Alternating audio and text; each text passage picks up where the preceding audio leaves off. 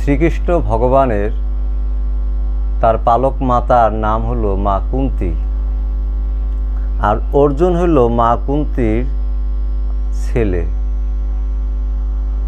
তো মা কুন্তী এবং শ্রীকৃষ্ণ ভগবানের কাছে আর্জি জানাইলেন, যখন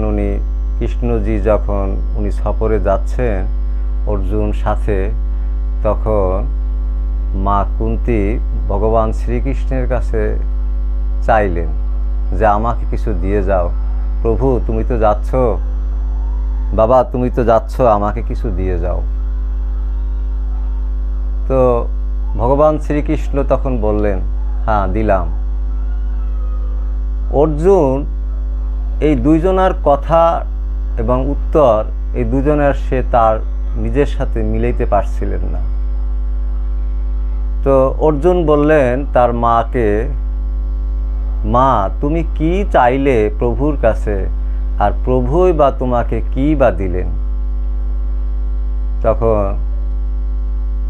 মা কুন্তী মিষ্টি হেসে দিয়ে বললেন, আমি পৃথিবীর সমস্ত, এই দুনিয়ার সমস্ত কষ্ট, দুঃখ কষ্টগুলি যেন প্রভু আমাকেই দেন, এই জন্য আমি এটা চাইছি। আর ভগবান শ্রীকৃষ্ণ বললেন, হ্যাঁ দিলাম। এখন উনি তো বললেন দিলেন, উনি কি দিলেন, দুঃখ কষ্ট দিলেন, সেটা উনিই জানেন। তো আমি এখানে বলতে চাচ্ছি এই যে বুয়ালিশা কলন্দার বাবা উনি বলতেছেন যে বিষয়টি তোমাকে দ্রুত পূর্ণতার দিকে এগিয়ে নিয়ে যাবে, তার নাম হচ্ছে দুঃখ। আর কলন্দার ডাক্তার বাবা জাহাঙ্গীর, উনিও কলন্দার ডাক্তার বাবা জাহাঙ্গীর বাইমানাল সুরেশ্বরী, উনিও বলতেছেন এই একই কথা, যে বিষয়টি তোমাকে দ্রুত পূর্ণতার দিকে এগিয়ে নিয়ে যাবে তার নাম হচ্ছে দুঃখ। এরপরে বলি খাজা গরিবে নওয়াজের কথা, হাজা হাবিবুল্লাহ মা তাপি হুব্বুল্লাহ শাহিন শাইউলি আফতাবেউলি সুলতানুল হিন্দ হিন্দালি আতায় রসুলিয়া শেখ সৈয়দ মাওলানা মঈনুদ্দিন হাসান সঞ্জরি আল হুসাইনি আল হাসানি আলাইহিসসালাম, উনি বলছেন আরাম উস দিল কা মিলা জিস দিল কা কভি আরাম নেহি মিলা। আরাম উস দিল কা মিলা, ওই দিলই আরাম পেয়েছে। জিস দিল কা কভি আরাম নেহি মিলা, ওই দিলে যে কখনই আরাম পায় নাই সেই দিলেই আরাম পাইছে। তাহলে এখানে আরাম না পাওয়ার কথাটাই আছে পজিটিভলি। এবার কোরআন কি বলতেছে, কোরআনের দিকে, কোরআন তো বিশাল সমুদ্রের জ্ঞান, এই জ্ঞান আমার মতো ছোট্ট পাখি এক ঠোঁটে পানি আনার মতো না আমি। তো সেই কোরআন বলতেছে ফাইন্না মাল উসরে ইউসরান ইন্না মাল উসরে ইউসরান, নিশ্চয়ই কষ্টের সাথেই স্বস্তি রয়েছে, নিশ্চয়ই কষ্টের সাথেই স্বস্তি রয়েছে। তাহলে কষ্টটাকে আলিঙ্গন করতে পারে কে? যার ধৈর্য আছে, যার জন্য কোরআন বলতেছে ইয়া আইয়ুহাল্লাযীনা আমানু ইসতাঈনু বিসবরি ওয়াস সালাতে ইন্নাল্লাহা মা'আস সাবিরিন। ইয়া আইয়ুহাল্লাযীনা আমানু ইসতাঈনু, হে তোমরা আমার কাছে কে মস্তানি সাহায্য কামনা করো, বেসবরে ধৈর্যের সাথে, ওয়াস সালাতে এবং নামাজের সাথে, যোগাযোগের সাথে। তারপরে বলতেছে ইন্নাল্লাহা মা'আস সাবিরিন, আমি ধৈর্যশীলদের সাথে আছি। কিন্তু আল্লাহ এই কথা আল্লাহ বলেননি যে অমাল মুসাল্লিন, আমি মুসল্লিদের সাথেও আছি যারা নামাজ পড়ে, না, সেটা বলেনি এখানে, এটা বলেননি। কারণ ধৈর্যশীল দেখা যায় না, নামাজ দেখা যায়, রুকু সেজদা দেখা যায়, কোরবানি দেখা যায়, হ্যাঁ, সেই জাকাত দানকারীকে দেখা যায়। যে বিষয়টা দেখা যায় না বন্দিগির, এটাই হলো গোপন একটা বিষয়। এই গোপন বিষয়টি বন্দিগির একটা প্রথম শর্ত। ওই যে ফাওয়াইলুল মুসাল্লিন আল্লাযীনা হুম আন সালাতিহিম সাহুন, সুতরাং ওয়াইল দোজগলুল্লিন, ওই সকল মুসল্লিদের জন্য আল্লাযী যাহারা আন সালাতে তাদের নামাজগুলিকে হিমসাহুন প্রদর্শন করে, দেখায় আমি বিশাল বন্দিগি করতেছি। আমি মানুষকে দেখাইলে কী লাভ? আমি যার জন্য করতেছি সেই প্রভু যদি আমার সে আল্লাহ যদি আমার উপরে রাজি খুশি থাকে তবেই তো সব কিছু শেষ। তার জন্য রোজা আমারই জন্য, আমি নিজেই তার জন্য প্রতিদান হয়ে যাই, পুরস্কার হয়ে যাই, তানাজ্জালুল মালায়েকাত ওয়ার রূহ হয়ে যায়। তো কষ্টটা আলিঙ্গন করতে পারে কে? ধৈর্য কে দিতে পারে? যার মধ্যে সেই সহ্য গুণ ক্ষমতা আছে, যার জন্য একজন সুফি সাধক শত দুঃখ কষ্টের মাঝেও সে অটল থাকে, সে স্থির থাকে। ওরে বাপরে, ওরে মারে, ওরে গেলাম রে, এরকম তার মধ্যে থাকে না, সে স্থির থাকে। তার চাওয়া পাওয়া একেবারে নাই বললেই সারে, যেটুকু না হইলেই পরে নয় সেটুকুই সে রাখে। আর আমাদের মতো মানুষরা আমরা করি কি, বিশাল ধন সম্পত্তির লোভে আর বিভিন্ন রকমের অপকর্ম করতেও কুণ্ঠিত হই না। খাজা বাবা বলতেছেন, দুনিয়াও চাও আবার আখেরাতও চাও, এটা পাগলামি। সুফির কোনো জাত থাকে না, সুফি কোনো ধর্মের কোনো বিশ্বাসী না, এরকম কোনো হিন্দু বৌদ্ধ খ্রিস্টান এরকম বিশ্বাসী নয়। বাবা শামশের তাবরিজে বলছেন যে না তাসরাও না ইহুদিয়াম না গাবরাম না মুসলমানাম না শারকিয়াম না গারবিয়াম না বাহারিয়াম না বারিয়াম।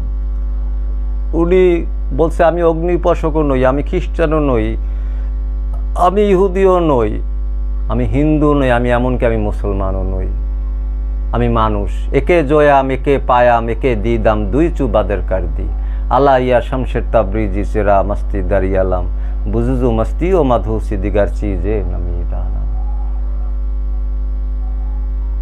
তো আমি একের মধ্যে খাই, একের মধ্যে ঘুমাই, একের মধ্যে দর্শন করি, মুর্শিদকে নিয়ে থাকি। যেদার জাতা হু মেরে সামনে বুত খানা আতা হয়, যেখানে আমি যাই আমার মুর্শিদকে আমি দেখি, তাসাব্বুরে আমি আমার মুর্শিদকেই দেখি, নিরিকে আমার মুর্শিদকেই দেখি, আমি দায়মি সালাতে আসি। এটাই সুফি সাধকদের একটা বড় কাজ। কিন্তু সাধারণ মানুষ বুঝতে পারে না যে সে কি ধ্যানে খেলে আছে, সেটা সে বুঝতে পারে না। যার জন্য সে বিভিন্ন রকমের অপবাদ দেয় সুফিরে। সুফি সারা রাত জেগে থাকে, সুফি রোজাটা সন্ধ্যা থেকে সকাল থেকে সুবে সাদিক থেকে সন্ধ্যা পর্যন্ত রোজা মনে করে না। যেদিন থেকে সে রোজা সিয়াম সাধনায় সে ব্রত হয়েছে, সে যতদিন পর্যন্ত তার আত্মদর্শন না ঘটে ততদিন পর্যন্ত সে ধৈর্যের সাথে কষ্টের সাথে নিজের বুক চেপে ধরে সেই সাধনায় সে মগ্ন থাকে। নির্জনে পাহাড় পর্বত বন জঙ্গলে কিংবা কোনো একটা নির্জন স্থানে নির্জন রুমে কক্ষে এখানে সে সেই বন্দিগিটা করতে থাকে। কিন্তু আমরা যে এখন যে বন্দিগিতে আমরা আছি বেশিরভাগ লোক, সেখানে আনুষ্ঠানিকতার মাত্রাটা এতই বেশি যে মূল বিষয়টি হারিয়ে যাচ্ছে। আমি একটি হাদিস পড়ছিলাম, হাদিসে কুদসি, যে শেষ জমানায় সুসজ্জিত মসজিদ হবে এবং খুব অনাড়ম্বর পোশাকে সেখানে সবাই নামাজ পড়তে আসবে, এটা একটা মহড়ার মতো। কিন্তু সেখানে এমনও বলা আছে যে সেখানে যে মাওলানা থাকবে সে মাওলানার চরিত্র ভালো থাকবে না, এমনও হবে শেষ জমানার দিকে। এবং এর কিছু নিদর্শন দেখতে পাই। আমাদের মধ্যে সুফি যারা নিজেদেরকে দাবি করি, সুফিদের ভিতরেও এমন কিছু সুফি নামধারী প্রবেশ করেছে। তারা সুফি নাম ধারণ করে তারা বিভিন্ন রকম অপকর্ম করছে। এরা সুফি না, এরাও ধর্ম ব্যবসায়ী, এরাও পীর মুরিদি ব্যবসা, তাদের বিশাল ইনকাম হয়। মহানবীর প্রথম হাদিসটি আর সুন্নতটি আর শেষের সুন্নতটি আমরা কেউ পালন করতে চাই না। সেটা কি? মহানবীর প্রথম সুন্নতটি হলো যে 24 বছর 25-এ রানিং উনি বিয়ে করলেন, 40 বছরের বিধবা, সাথে রেডিমেড ছেলেও আছে। এত সম্পত্তি মালিক হয়েও উনি চলে যাবার সময় শুধু ওনার ঘরে পাওয়া গেল কি তেরা বেঁকা একটা লাঠি মোবারক, ওনার জুতা মোবারক, একটা তালিযুক্ত জুব্বা মোবারক, ওনার টুপি মোবারক, এই জয়তুনের একটু তেল আড়াইসা জবের গুড়া, এই ছিল ওনার সম্পত্তি। সেই সুন্নতটি তো আমরা পালন করি না। আমাদের সুফিদের ভিতরেও কিছু আছে যারা বিশাল পিসাব, তারা বিশাল টাকা পয়সা উপার্জনের জন্য বিভিন্ন রকমের বাহানা খুঁজে তারা কিভাবে রাতারাতি বড়লোক হওয়া যায় সেই চিন্তায় তারা মশগুল। তারা ফকিরি তারা চায় না। এরা সুফি নামধারী, কিন্তু এরা সুফি না। সত্যিকারের সুফি যারা, তাদের জীবন আদর্শ, তাদের জীবনই আমাদের একটু দেখা উচিত যে তারা কি।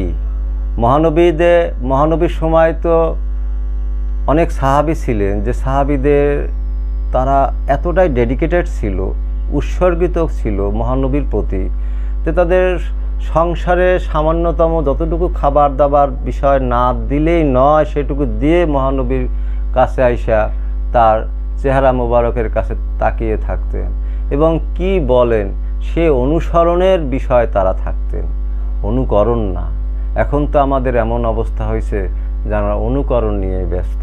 মহানবী এরকম টুপি পরছেন, আরেক দলে বলতেছেন না মহানবী এরকম টুপি পরছেন, আরেকজন মোল্লা এসে বলতেছেন না মহানবী এরকম, দুইটার কোনোটাই না, আমারটা পরছে। তো এই এক এক এই টুপি পাগড়ি জুব্বা এতে কি হয়? আমি মানুষ, আমার ভিতরে যে মানুষটা, আমি যে পোশাকটা পরে আছি, সমস্ত পোশাকটি ফেলে দিলেও আমি যে মানুষটা থাকব, সেটার যে জ্ঞান থাকবে, সেটার যে চিন্তা মনন থাকবে, সেটা ওই একই হবে, দুই হবে না।